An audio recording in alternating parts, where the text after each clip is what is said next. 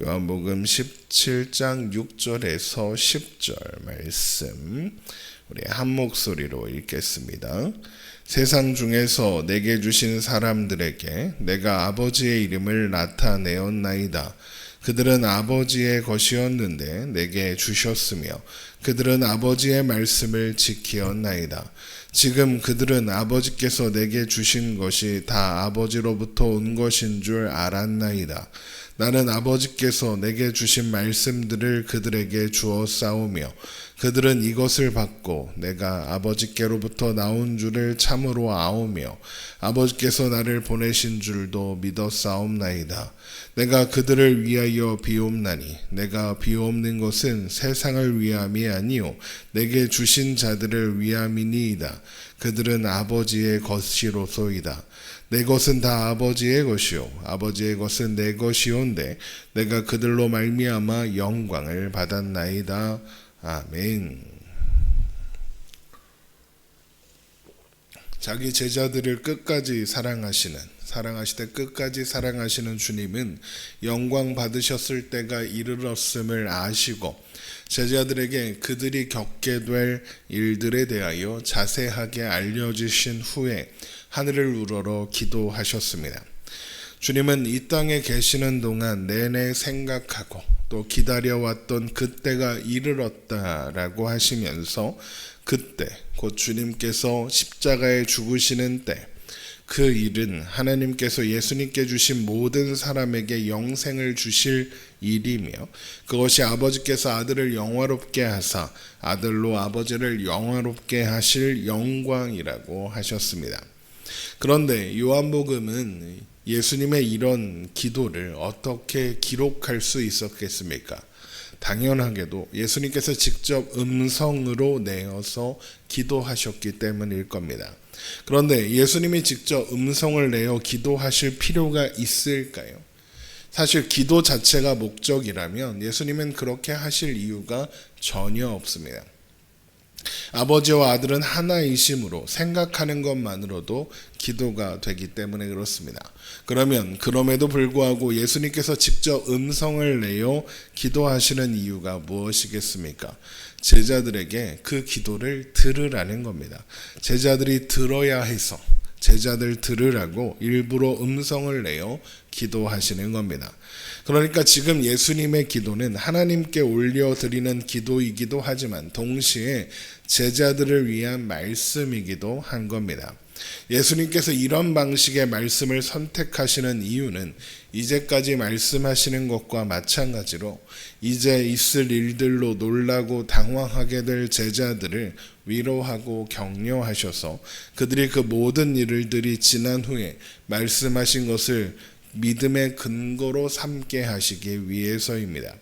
그래서 이어지는 예수님의 기도에 예수님께서 세상에 자신을 드러내신 것은 곧 아버지를 드러내신 것이었으며 그 모든 것은 아버지로부터 온 것이었음을 밝히시며 그렇게 하신 이유는 하나님께서 아들에게 주신 자들 곧 제자들을 위한 것이었다라는 내용이 이어서 나오는 것입니다.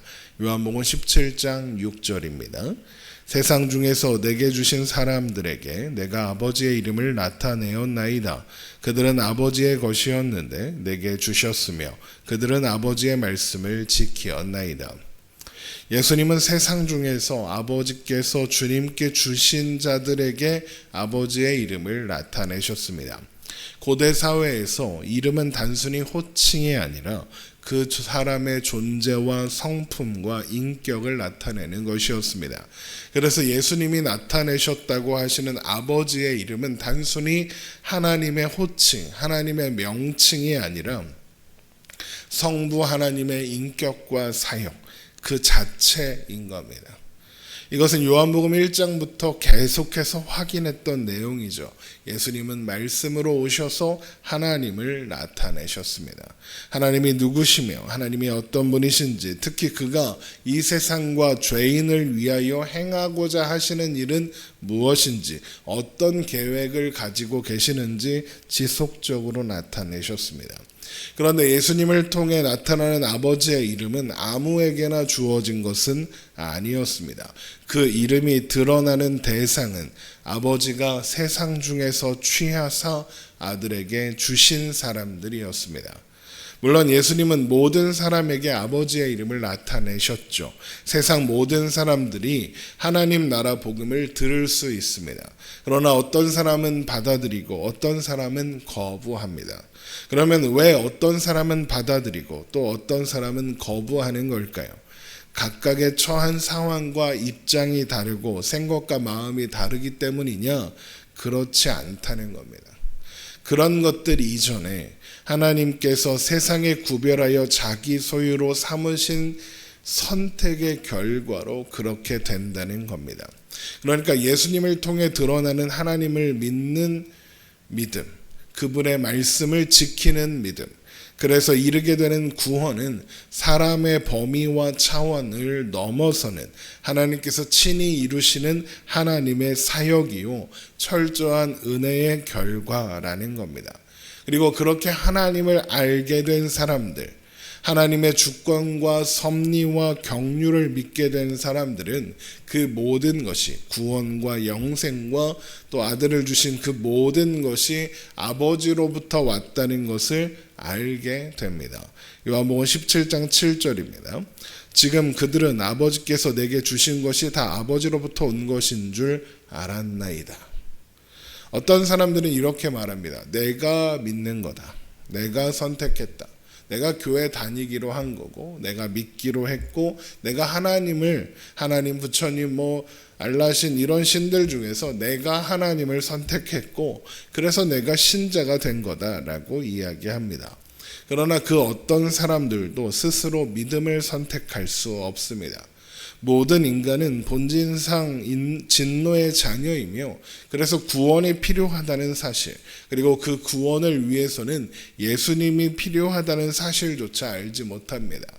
그래서 스스로 하나님을 선택할 수 있는 사람은 아무도 없습니다. 물론 내가 그런 사람입니다 라고, 내가 스스로 하나님을 선택한 그런 사람입니다 라고 주장한다면 그런 사람에게 할 말은 딱히 없습니다. 그러나 그 믿음이 진정한 믿음이라면, 그래서 정말로 구원을 받은 사람이라면 결국에는 같은 결론에 도달하게 될 겁니다. 처음에는 그렇게 생각할 수 있습니다. 하지만 결국에는 믿음의 여정 속에서 같은 결론에 갑니다. 내가 믿은 것이 아니구나. 내가 예수님을 믿을 수 있었던 것조차 하나님의 은혜였구나라는 결론에 말이죠. 예수님께서 말씀하시고 기도하시는 이 순간에도 제자들은 이해하지 못하고 있으나 예수님은 그들이 다 알고 있다고 말씀하십니다. 요한복음 17장 7절이죠. 지금 그들은 아버지께서 내게 주신 것이 다 아버지로부터 온 것인 줄 알았나이다 라고 하시는 것처럼 지금은 알지 못해도 결국에는 알게 될 것이기 때문에 그렇습니다. 그러면 어떻게 그것을 알게 되는 걸까? 말씀을 받으면 됩니다. 요한복음 17장 8절입니다.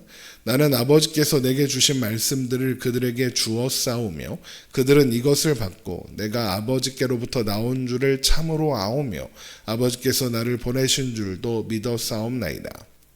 하나님께서 아들에게 주신 믿음, 그래서 아들을 통해 드러나는 하나님의 말씀을 받은 사람, 그래서 예수님이 아버지께로부터 나오셨으며 아버지께서 예수님을 보내셨다는 것을 믿는 사람은 자신이 아버지께서 선택하여 아들에게 주신 사람이라는 것 또한 믿게 되는 겁니다. 그러나 제자들처럼 이것을 알고 믿는 것은 스스로의 지혜와 능력으로 할 수 있는 일이 아닙니다. 하나님이 도우셔야 하고 궁극적으로는 성령님이 오셔서 진리로 가르치시고 진리 가운데로 인도하실 때에서야 비로소 가능해지는 일입니다. 그래서 예수님께서 이렇게 이어서 기도하시는 겁니다. 요한복음 17장 9절입니다. 내가 그들을 위하여 비옵나니 내가 비옵는 것은 세상을 위함이 아니요 내게 주신 자들을 위함이니이다. 그들은 아버지의 것이로소이다. 내가 그들을 위하여 비옵나니입니다. 지금 하시는 기도가 모두 제자들을 위한 것이다 라고 하시는 겁니다. 그리고 바로 우리를 위한 것이다 라고 하시는 겁니다. 제자들과 우리 신자들은 아버지께서 예수님께 주신 자들이며 그러므로 아버지의 소유가 된 자들입니다. 그러니까 하나님이 알아서 책임지십시오. 그러시는 걸까? 물론 그런 의미이기도 합니다. 그러면 무슨 책임을 지라고 하시는 걸까요? 예수님께서 기도하시는 내용을 제자들로 하여금, 신자들로 하여금 믿게 하라는 겁니다. 그게 뭡니까? 예수님께서 아버지께로부터 오셨으며 예수님께서 세상 중에서 자신을 드러내신 자들이 아버지께서 선택하여 아들에게 주신 자들이라는 것을 믿게 하라는 겁니다. 그러면 예수님은 왜 이렇게까지 우리가 이것을 믿게 하라고 하나님께 부탁하시기까지 하는 걸까? 부탁하지 않으면 하나님께서 우리가 그것을 믿게 하지 않을까 봐 그러시겠습니까? 그렇지는 않겠죠. 예수님께서 기도하지 않으셔도 하나님은 우리가 그것을 믿게 하실 겁니다. 그러면 왜 이런 기도를 하시는 거겠습니까? 이 기도가 하나님께 올리는 기도인 동시에 제자들이 들어야 하는 말씀이기 때문에 그렇습니다. 그러니까 우리가 예수님의 이 기도를 듣고 그 사실을, 그 모든 것들을 믿게 하시려는 겁니다. 요한복음 17장 10절입니다. 내 것은 다 아버지의 것이요 아버지의 것은 내 것이오온데 내가 그들로 말미암아 영광을 받았나이다.